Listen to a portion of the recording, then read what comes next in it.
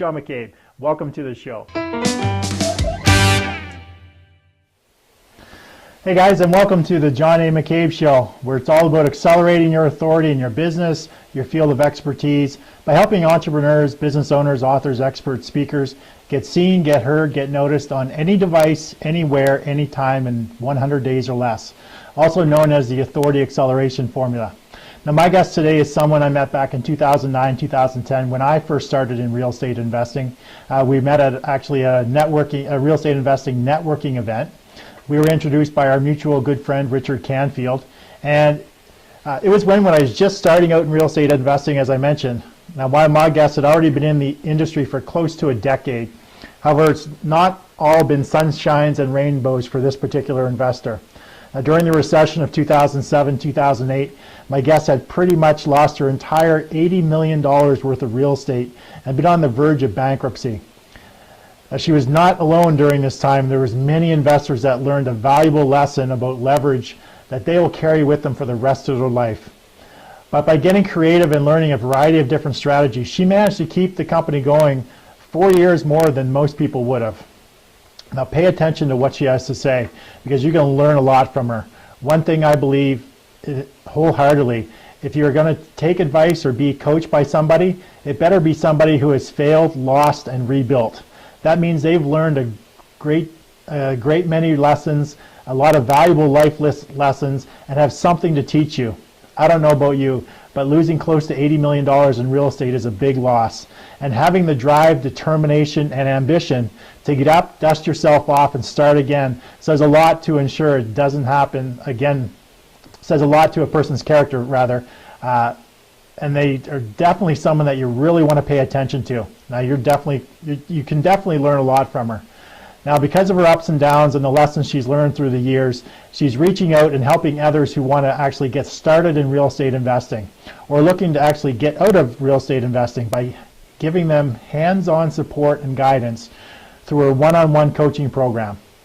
Now, there's a great deal of people who want to get into real estate who are just afraid to take that first step.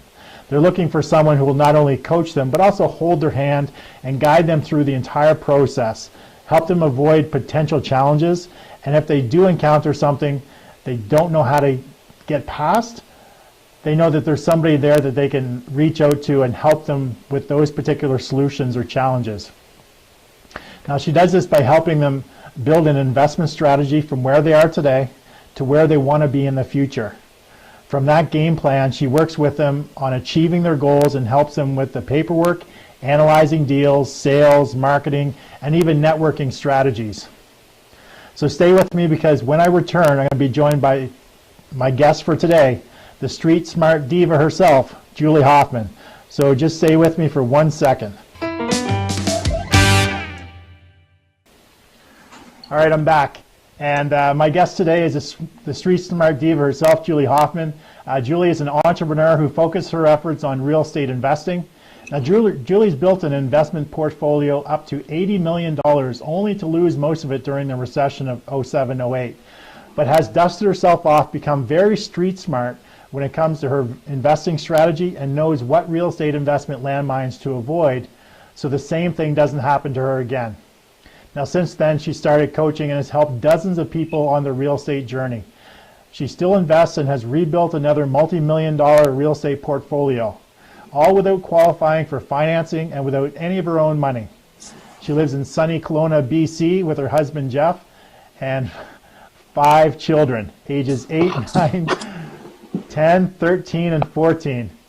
So please give it up with likes, love, shares, and a virtual flurry of thumbs up and hearts icons going across the screen for my guest today, Julie Hoffman. Hey, Julie, how you doing? Hey, John, I'm great, thanks. Thanks for having me on. Hey, no worries, no worries. So 5 kids, all like preteen and teen. That has to be insane. It's a wild experience, but you know what? It's great. I'm so lucky. I've got 5 great kids. I really do. Are your kids involved in the real estate business at all with you, or do they help you out? Or are they just starting to help you out? They are not. Not so much. I have a son. He designed a book cover for me. Okay. He really wants me to. I should have brought it. I should have had it ready here to show Exactly. you. But no, they're all on their own little paths. Oh, that's good. That's good. Yeah. So you learned some valuable lessons back in probably in the last 5 to 10 years. Absolutely. So things were all great, all rosy until the recession hit, and then things became a little bit upside down. So why don't you start off with maybe giving us your 2 to 4 minute origin story? Tell us sort of in 2 to 4 minutes Julie's life, from where you were before to what happened to where you are today. For sure. And, I hope I don't repeat myself too much today. But, I started out like a lot of folks. I grew up in a nice family. I listened to my parents. Well, actually, I was kind of a sneaky kid. Got away with a lot of things they still don't know, they don't know about. But, I did what my parents told me to do. I got a good education so that I could go to university, so I could get a good job. And I actually have 2 degrees, one in exercise science and another one, a doctorate in physical therapy. And so there I was, getting educated in physical therapy, and I met this amazing Canadian man. And I lived in the States at the time. I'm actually from Colorado. Okay. And met this really handsome Canadian guy down in Mexico. And he brought me up to Canada. We got married. And I started working as a physical therapist. And pretty soon thereafter, I was pregnant with my first child. And I always thought I'd go back to work because I'd gone to school forever. And I was worried about what my parents would think, what other people would think. But once she was born, everything changed. And also, right before she was born, my husband had come home and he said, we should invest in real estate. So we'd actually accumulated 3 properties. And I thought, okay, we have 3 properties. That's good. But I'm going back to work, honey. Yeah. But again, she was born and everything changed. So I knew I wanted to spend as much time with her as I possibly could. And I knew real estate would help me do that. So I bought 12 more properties in the next year. We accumulated 36 properties by 2006. We had a massive net worth because we bought them all, between 2001, 2002, 2003. Yep. Things just took off. We became condo converters. We converted 5 buildings really, really well and bought another, let it ride. And it was just like it sounds. So we bought 5 more buildings, hoping to convert them, hoping to sell them like within a month, like we've done with all of our other deals. And, the economy had other plans. We bought 5 more buildings in pretty rough areas in Edmonton. Edmonton. So Yes. We're talking not good. Thinking that, again, we're just going to flip them. And our buyers dried up. We had to make plan B, plan C. We were on plan Z dash 5.6. By the time, we ended up, trying to fight to save the business. Ended up, having a partnership dispute, which was really unfortunate. Yeah. And ended up in multiple foreclosures and eventual bankruptcy. And I know it sounds horrible. It does. Even when I kind of repeat it in my head, I'm like, oh, geez, ah. But it was really a gift because there were so many times during those tough times that I wondered, why is this happening to me? Well, like you said earlier, I just picked myself up, dusted myself off, started to, just regroup things. And I had this opportunity actually to move out to Kelowna. And so my husband, myself, and my 5 kids, we loaded up our stuff, moved out to Kelowna. Kelowna is a great place to be, not Beautiful. only just awesome, but, we needed a change of scenery. We'd been through a lot and got out here, and I'd actually come out for a job. And the job went away within about 2 months. Wow. So we're like, well, it doesn't matter. We're here. Let's do everything that we can to stay here. My husband owned a business back in Alberta, so that worked. That was working pretty well. And I started, I started rebuilding another, like you said before, I rebuilt another multi-million-dollar real estate portfolio. Yeah. And I just did things a lot differently. And then I came across a couple actually in Saskatchewan a couple years ago who needed my help. And so a coaching practice was born. I didn't really want to buy a property in Saskatchewan because I kind of like to be close to my deals, or I like to have, a good team of people on the ground because I got some stuff in Alberta still. Exactly. And I'm looking into Alberta. But anyway, at the time, they said, can you help us? I said, well, I don't want to buy it, but I can coach you through the process. And I did, and they ended up going from losing $10,000 to making an additional $22,000. And I'm like, oh, I like this. Yeah. So it's just become a combination of doing deals, coaching people. And so again, going back to it's kind of a tragic story, but had it not happened, I wouldn't be living in Kelowna. I'd probably still be in Alberta. Not that there's anything wrong with Alberta. I love Alberta. I do. I'm pretty happy where I'm at, though. It's a little bit warmer in the wintertime. It's pretty nice. So just one quick question. So you bought several properties in the early 2000s. So obviously when the market was going up, were you refinancing and leveraging those properties that you had bought earlier and then using the equity to buy new stuff? Is that how you end up getting in trouble, by over leveraging your properties? No, we had a net worth of probably $5 million, sold all of the single family homes, duplexes, condos, and bought multifamily to do condo convert. Gotcha.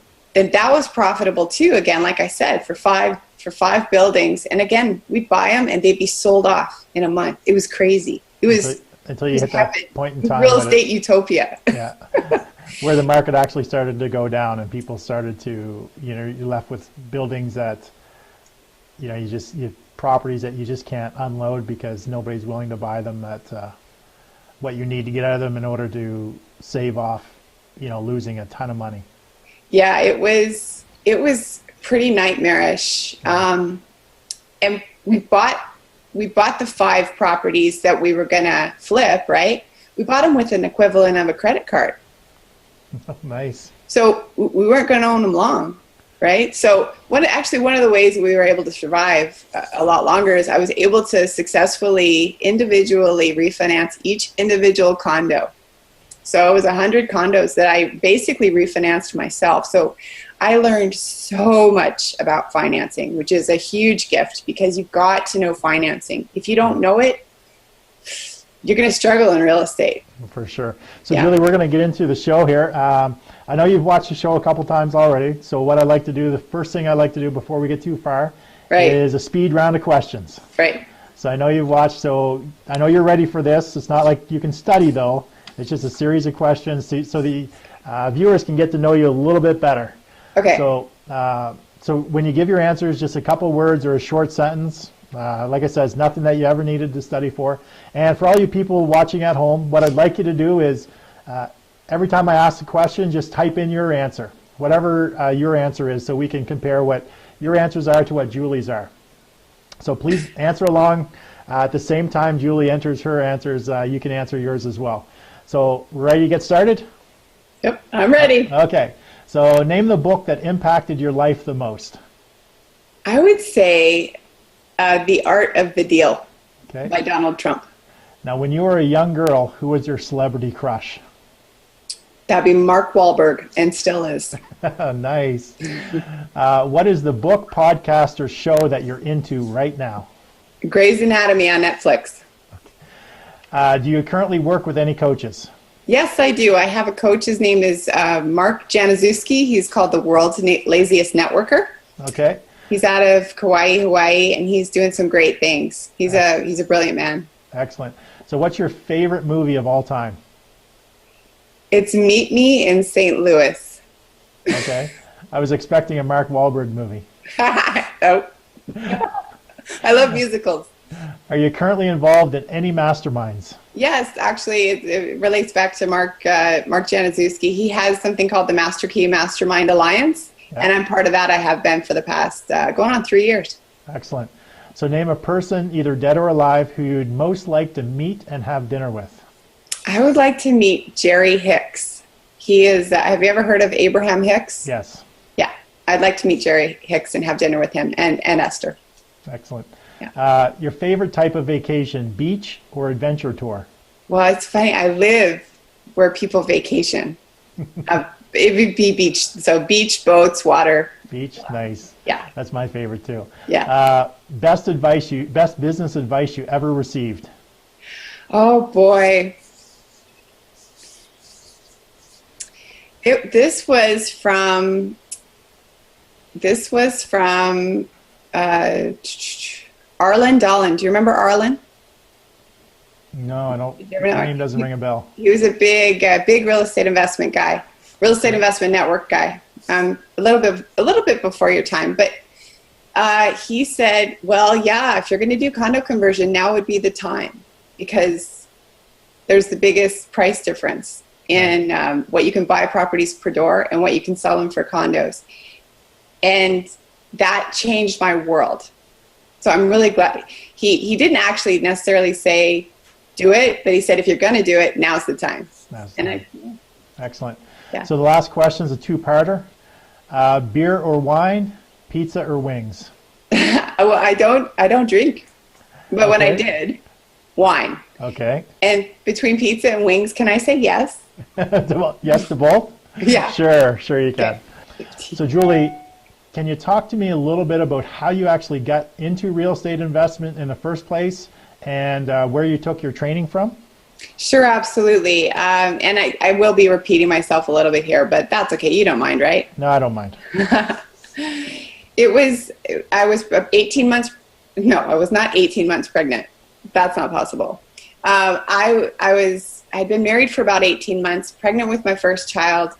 And my husband called me from the road one night and said, "Julie, we need to start investing in real estate." He had just came from a real estate investment network meeting, so a RAIN meeting. Oh, okay. And that's where he learned that 95% of all millionaires have done so through real estate, and he couldn't wait to get started. So he was really busy though. He owned a home hardware at the time, and he worked 80 hours a week. And I was a physio, so I had a lot more flexibility. So I could make phone calls in the evening, on weekends, at my lunch breaks, and I could go see properties a lot more easily. So I actually did most of the legwork when it came to buying the properties. And we put a line of credit on our house.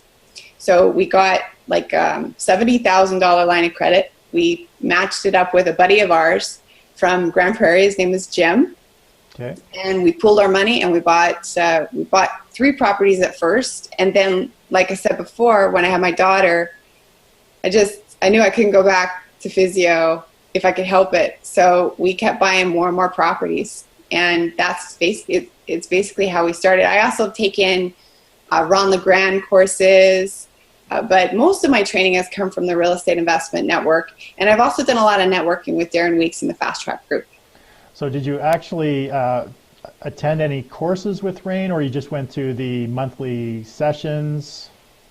I went to the courses, or I went to the monthly sessions, but I also went to, like I said, Ron LeGrand. I went to 2 Ron LeGrand quick turn real estate boot camps. Right. And they had like a condo conversion course. I can't remember all the courses, but mostly the monthly meetings is what I attended. Can you tell us a little bit about your main strategy when you first started into real estate? I know that you transitioned into condo conversion, and then what is your main strategy right now? So can you talk about the 3 different sort of time frames and what your strategy was for each time frame? Yes, absolutely. So my first strategy, we bought assumable mortgages, which actually is not really all that possible anymore. Right. But it was basically a way to invest in real estate with low money down and without having to qualify for financing. Now, there are still ways to do that today. It's just a little bit, there's just like an extra step involved. And most of the time for assumables now, you actually have to get qualified. They still want you to qualify, and they want you to put 5% down. A lot of the Class A banks want you to qualify, and they want you to put at least 5% down on assumable mortgages. They just make their own rules up. They did well, and it's the golden rule, right? Yeah. Who owns the gold makes the rules. That's right. Yeah. So they were primarily buy and holds. So we would just buy them and rent them. So we were primarily landlords, and we had a portfolio of 36 properties ranging from duplexes, fourplexes, townhomes, Grand Prairie, Edson, and Edmonton. Most of them were in Edmonton. Okay. So that was our first strategy. And then, yes, we went into condo conversion. Just kind of, I decided I wanted to buy multifamily. So this realtor, her name's Pam Gill. She reached out to me because I joined her list, and I called her a bunch of times, and I said I'd like to buy a multifamily. So she kind of didn't take me seriously, actually, because she didn't know much about me. Yeah. And she called me about a 15-unit apartment building, and she said, well, I've got this building, but it's only 15 units. And I said, well, okay. So I didn't know the difference. And she said, okay, that doesn't bother you? I said, no, I just want to get in. I don't really care. She said, okay, great. Well, this is the other thing. Now, you can't qualify for financing. And I'm like, okay, I'm waiting for the downside. She said, do you understand? She said, you have to buy this property through what's called an agreement for sale. And she kind of held her breath. And I'm like, okay, that's fine. She said, well, you know what that is? I said, yeah, I bought that. I've done that a few times with some of the houses that I already own. She's like, you own houses? I said, yeah, I own about 39 single family homes. I've been buying them since 2001. Yeah.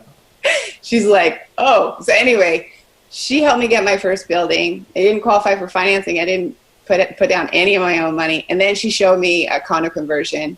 So I'd buy the building with her, and then I'd sell all the condos off with her brother, actually, Cam.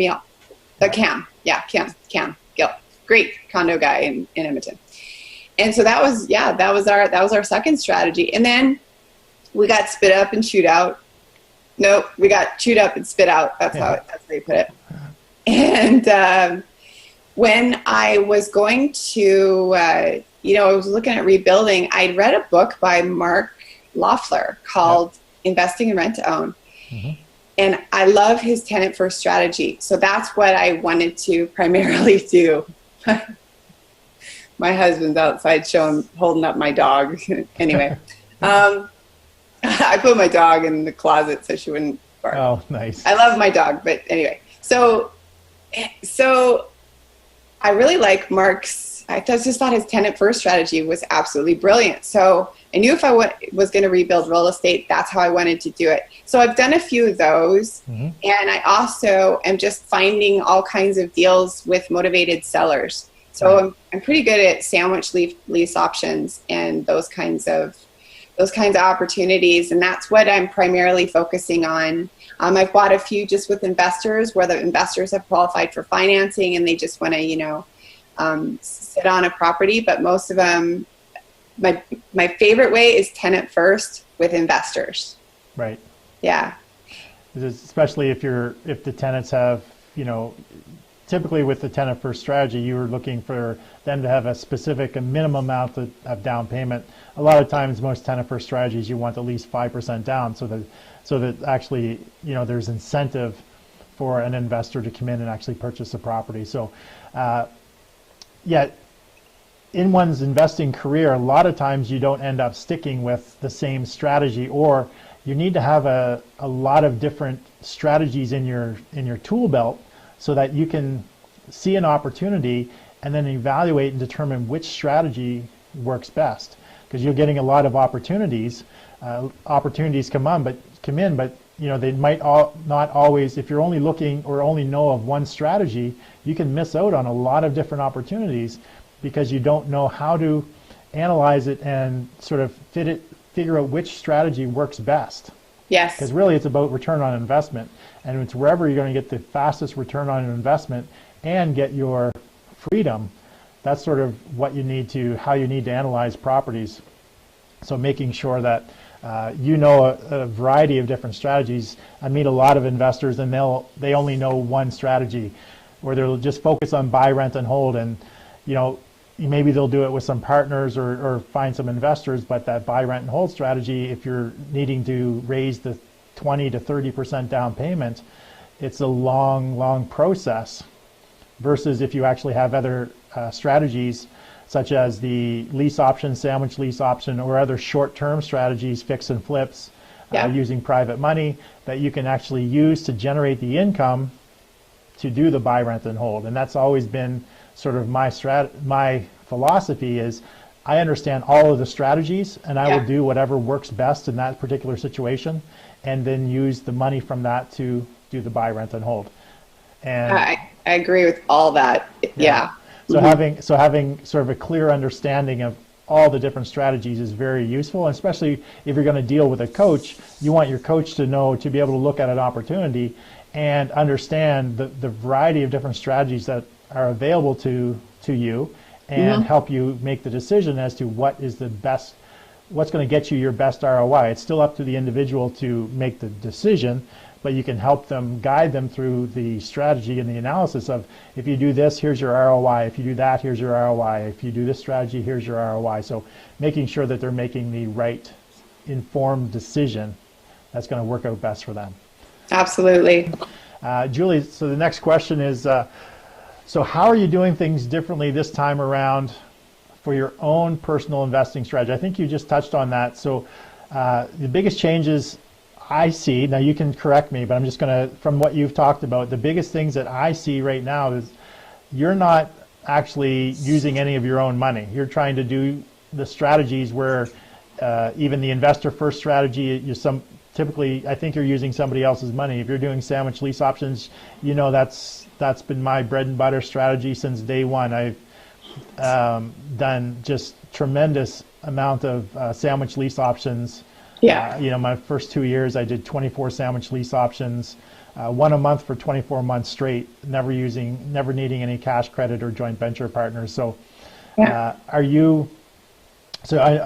realize that you're focusing on the no money down strategies, but is there any other big changes? Are you still doing the investing in some buy, rent, and holds? Tell us a little bit about what's going on there. I still have some buy, rent, and holds. In fact, I'm looking actually at about 6 in Saskatchewan, in Regina. Yeah, because I think there's some. I think there's money there. I could smell it from Kelowna. Absolutely. What I like is making sure that my investors are very secure.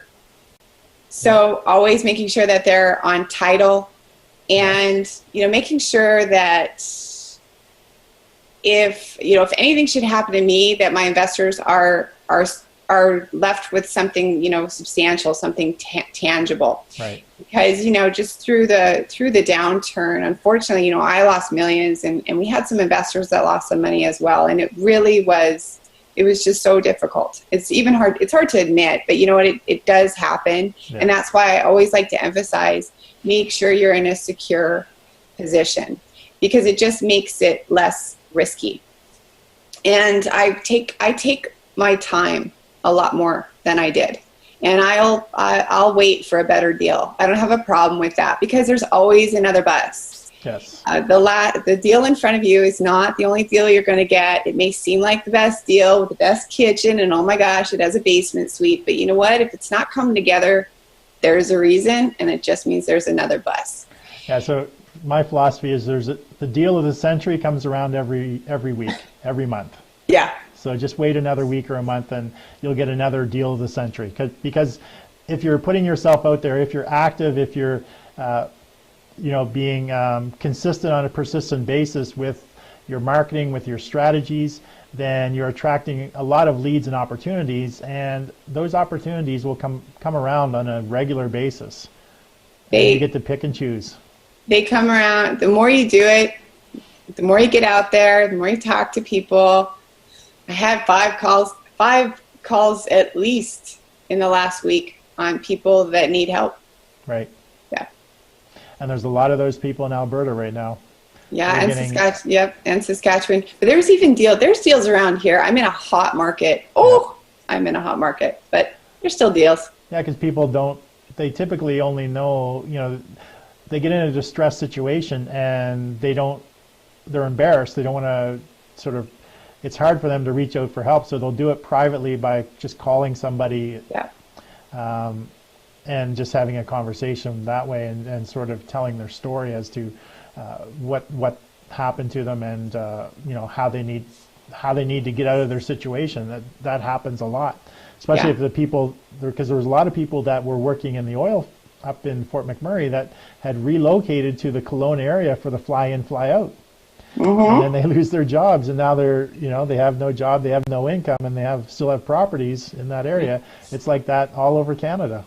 So it doesn't really matter where, what part of the country you live in. There's people in distress situations. Yep. So, Julie, one of the biggest myths or misconceptions people have when it comes to real estate investing is they actually need to have money to get into the game. So can you give the viewers 3 ways that they can get started in real estate today for free? Yes, absolutely. And it all goes back, for me, is whenever you're new at something, the more you practice it, the better at it you're going to get. The better at it you get, the more confident you're going to feel. So the first thing that people can do absolutely for free is just start talking about real estate. Yeah. Go to my website, look at things, go online, look at real estate investment training videos, and start talking to people about how, instead of saying, when somebody says, "Hey, how you doing?" instead of saying "great, fine," or "busy," then start saying words like, "Great, I'm just starting my real estate investment journey, and I've already learned a ton so far this week." Yeah.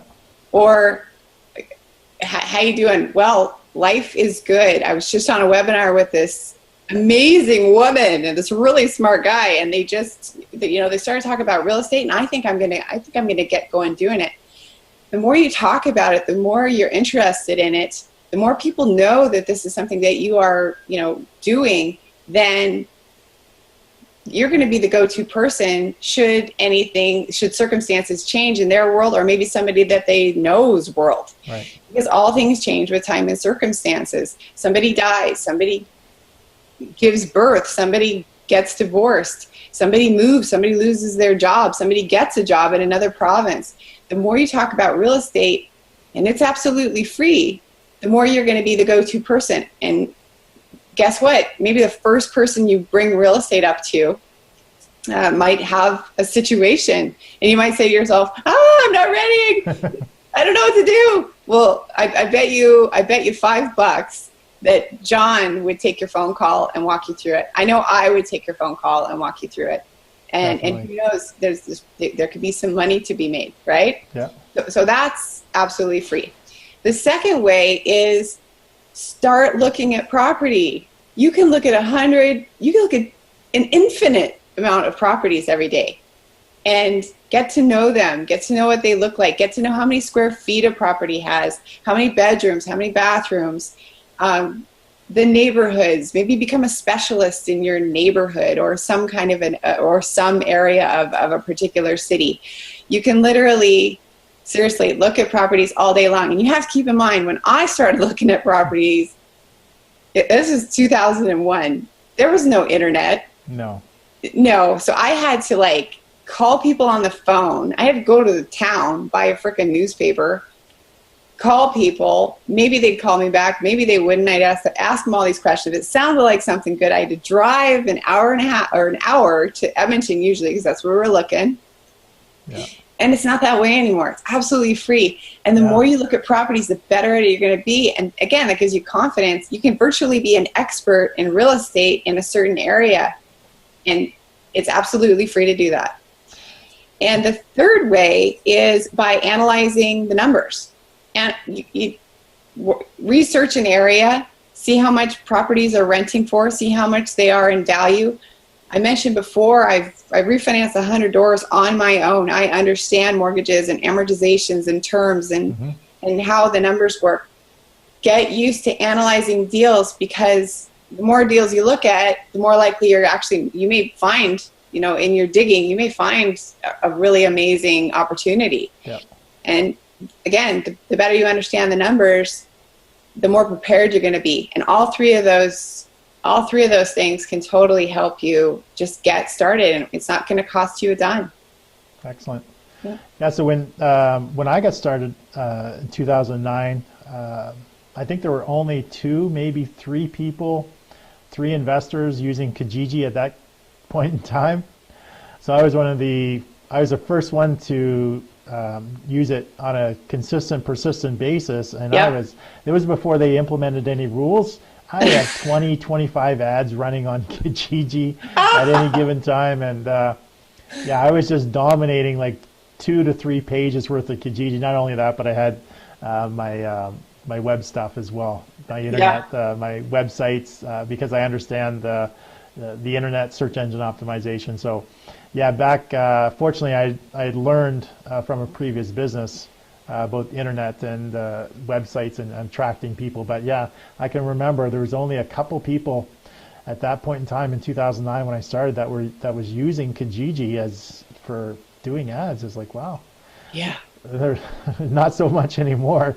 Wow. Now we bend any rules with Kijiji, they slap your hands and they ban you for a while, and it's so those three tools, Julie, do you have those, you use those for your private clients, or do you have something that you could actually maybe give to our guests today? I could totally do that. Okay. I'd be happy to do that. Absolutely. So maybe what we'll do is at the end of the show, you can just drop a link in the comment section. So if anyone that wants to check it out or get more information about that stuff, then they can click on the link and take them to your website where they can get that stuff for free. How's that? Absolutely. That'd be my pleasure. That'd be awesome. Yeah. Excellent. So Julie, I think another one of the biggest myths or misconceptions about real estate investing business is that it's a part-time venture, that you can make money without doing much work. I know that's what all the seminar companies promote when they come through town. They sell the financial dream without much effort.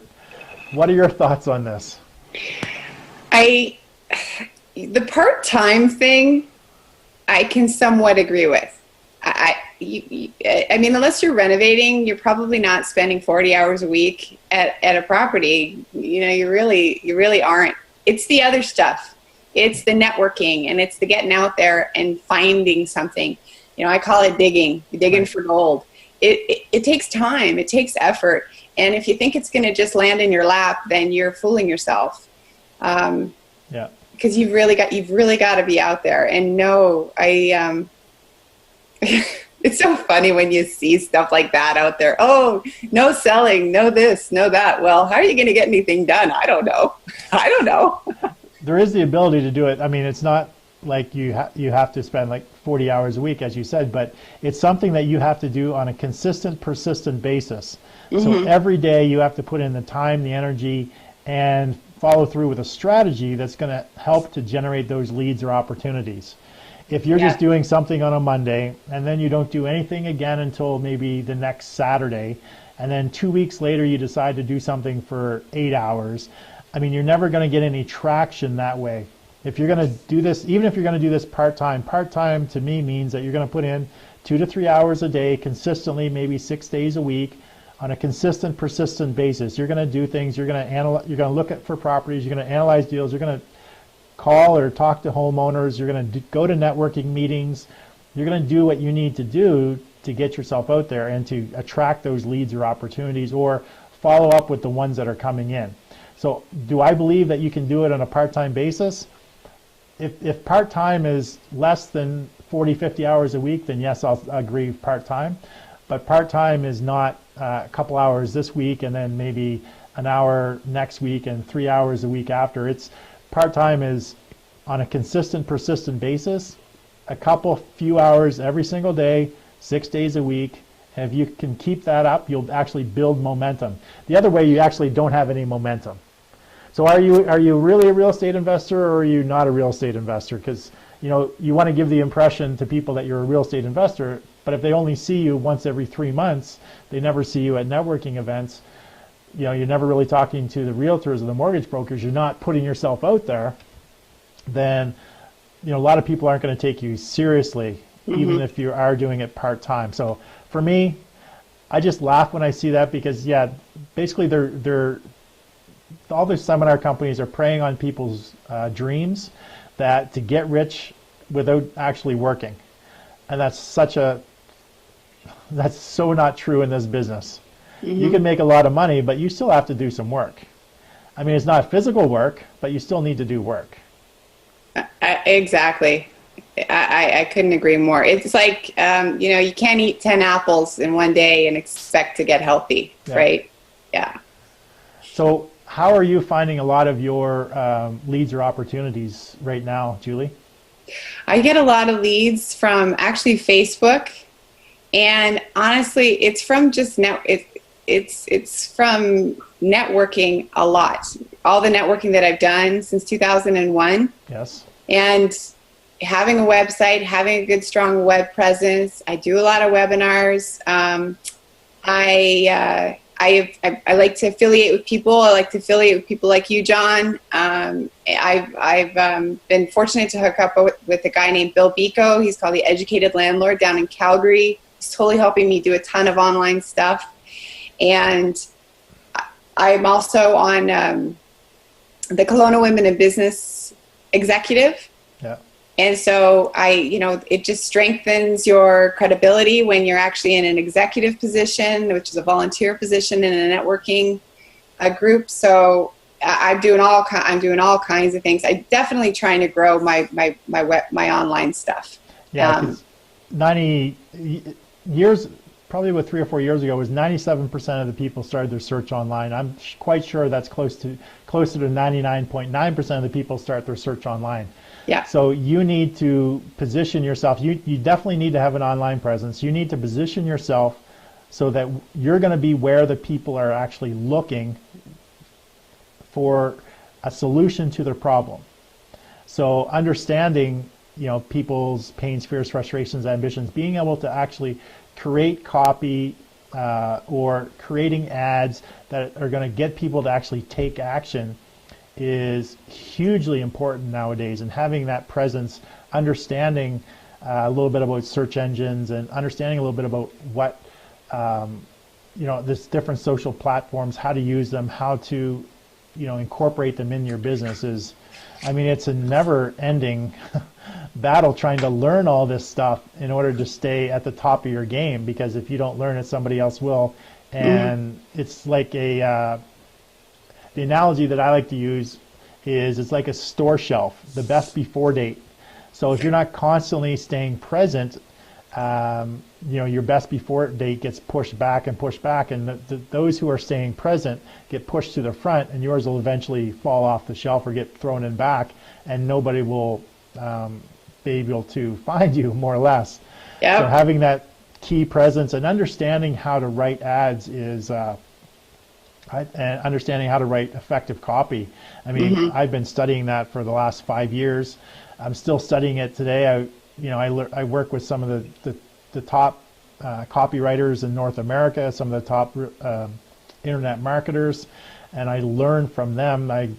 They're my coaches, and not only that, but the online presence, doing video, doing stuff like this is crucial to staying in the forefront. So. Well, John, I've been following you for years, and your stuff that I read, it just gets better and better. Thanks. I love you really have a gift in writing your copy, and it's getting better. You practiced it and honed your skill. It's getting better. I'm still not I'm still not the greatest at it, obviously. My name's not Frank Kern by any means, but I study from these guys, and it just makes it better. So actually, I have anyone that's interested, I have a free PDF for helping real estate investors create ads, actually. Awesome. Maybe I'll throw that in as well. So after the show, I'll put in the link where people can actually get the free PDF.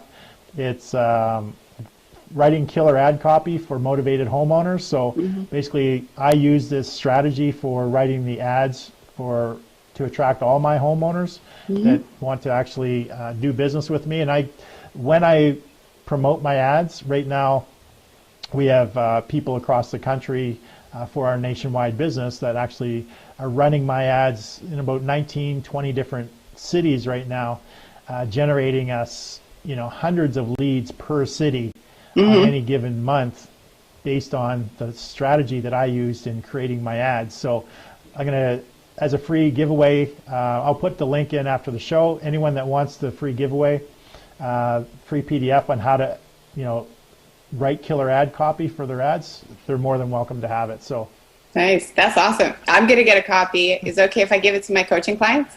For sure. It's free. Thanks. Actually, just send them the link so they can download it. So that's what I'll do. So I can capture their email in. Yes, exactly. You know how that works, right? I do. Help out of the game. Let's see. So just in closing, Julia, do you have any final closing thoughts for our guests or people looking to get in real estate investing that you want to share with them? Any words of wisdom and from your 15 years of experience? Well, it goes back to this all the time. You can read as many books as you want. You can play the cash flow game all you want and Monopoly and go to all the seminars and attend all the webinars that you want. But the only way to really learn how to do real estate is by actually doing it. And that's probably the best advice I could give. And if you don't have a mentor, then reach out to, Rochelle LaFlamme, she's on right now. She's amazing. They are the, what are they called? Oh, Epic, Rochelle, I'm sorry. Epic Alliance ladies. Alliance, they're fantastic. Reach out to Sean Chuchuk. I know he knows a ton about real estate. Find a mentor or coach. Find somebody. I'm not trying to plug myself, but the reason why I started doing it is I just found so many people really, really interested, but scared to take that next step. And it is hard to do anything that's unfamiliar by yourself. So, but you got to do it. You got to take that step. Yeah, one thing I would say about the coaching program, well, there are two things I'd say about the coaching programs. One, if you're going to work with a coach, make sure that it's somebody that has seen some failures. Because if the coach that you're working with has never failed at anything with respect to the real estate, if they've never lost any money, if they've never failed at a deal, then chances are they haven't done enough deals or they haven't learned sort of had the struggles that can help you sort of overcome those challenges. Because all of the best, my real estate coach, he's the one that built what is now known as Rich Dad Education Company in Canada, Ross Lytle. This guy's got 30 some years of experience. He's the one that actually wrote all the manuals for that company. It was Wealth Intelligence back then. It was with Russ Whitney. Then Kiyosaki came in and he ran that company for 14 years. He has analyzed more deals. He's coached, he's done over 800 coaching sessions, coached over well over 1,000 people, trained well over 10,000 people in North America. And, he is my coach today. And he has lost and gained millions a couple of times.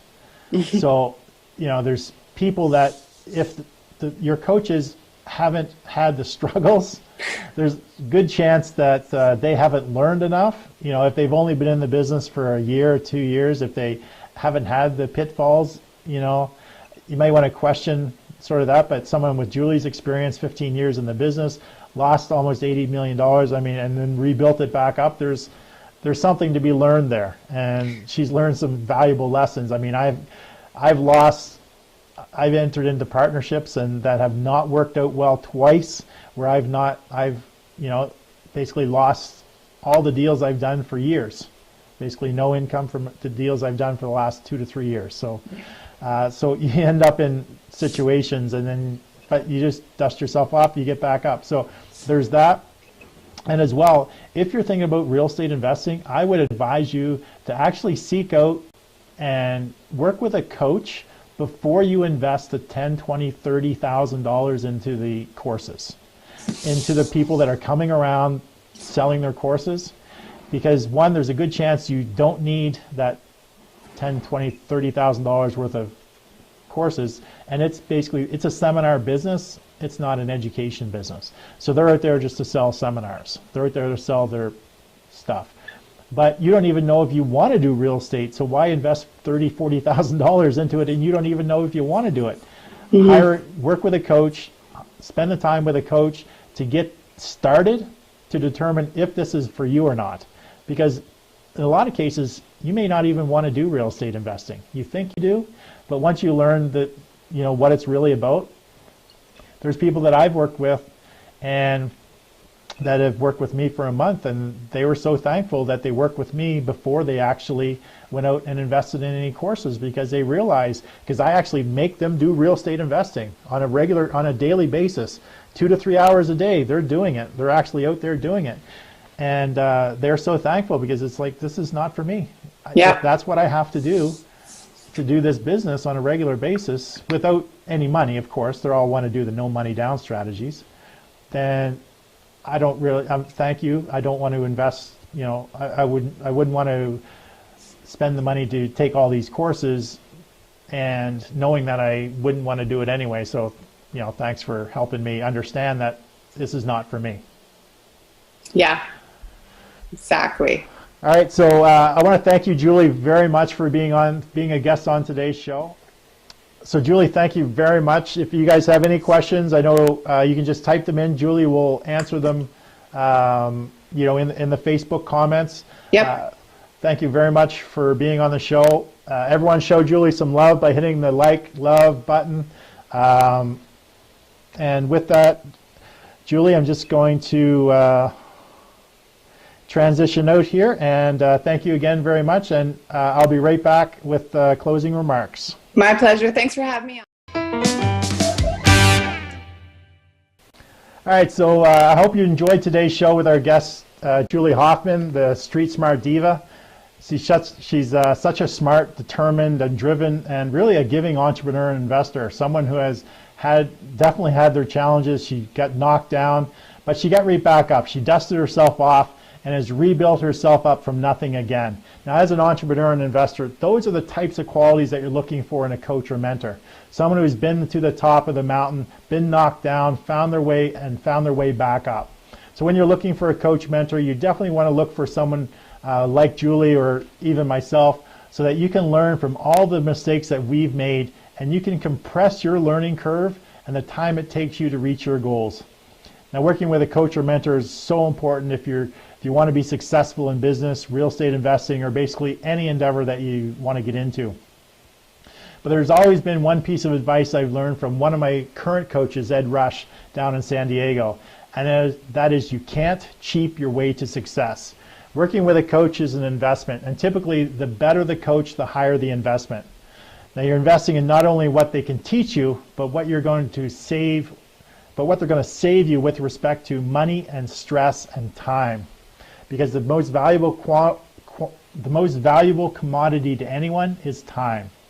So before you rush out there and invest $10,000, $20,000, $40,000 into a huge training package, invest the time with a coach first to determine if real estate investing is the path for you first. Now, if you've already invested with seminar companies, then the best thing you can do to ensure your success is to hire a coach that will work with you to get you that first deal from start to finish. Sometimes it may be as simple as implementing a marketing system to help you find the leads or opportunities so that you can turn around and take the action or make something happen. For more information on coaching programs, marketing systems, courses, and more, just check out the link that I'll post in the comments. Maybe you can get started on your path to success today.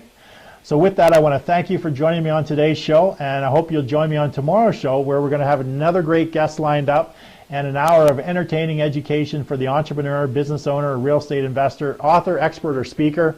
Until tomorrow, this is John A. McCabe wishing you an amazing day, and I look forward to seeing you tomorrow.